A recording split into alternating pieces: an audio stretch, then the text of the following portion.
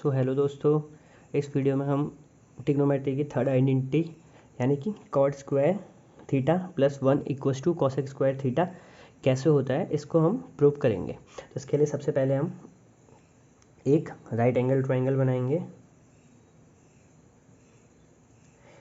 Suppose ये angle theta है, तो इस थीटा के रिस्पेक्ट में ये वाली साइड हमारा परपेंडिकुलर यानी कि हिंदी में बोले तो ये लंब हो जाता है, और ये बेस यानी कि हिंदी में आधार, और ये हाइपोटेनियस हिंदी में इसे कर्ण बोला जाता है। तो अब राइट एंगल ट्रायंगल यहाँ पे एक समकोण त्रिभुज बन गया है। तो समकोण त्रिभुज के लिए हम एक पाइथागोरस थ्योरम होती है उसको लिख लेते हैं। तो Pythagoras theorem base square plus perpendicular square is always equal to hypotenuse square, यानी कि आधार का वर्ग प्लस लंब का वर्ग बराबर कर्ण का वर्ग।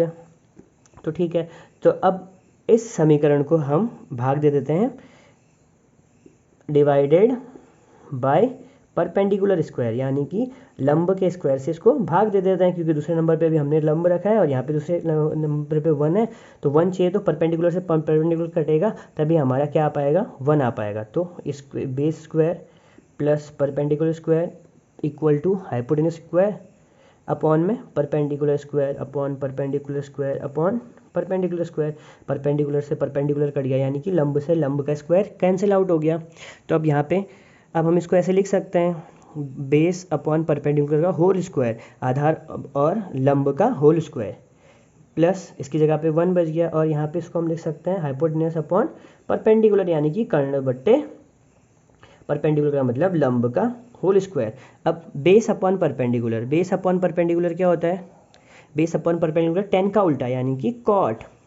तो यहाँ पे स्क्वायर है तो स्क्वायर थीटा के रिस्पेक्ट में हो रहा था, तो theta plus 1 equal to hypotenuse upon perpendicular यानी कि कर्ण बट्टे लंब। कर्ण बट्टे लंब कहाँ पे होता है? हाइपोटेन्यूस ये साइन का उल्टा यानी कि साइन का उल्टा यानी कि कॉसेक। तो इजीली प्रूफ हो गया।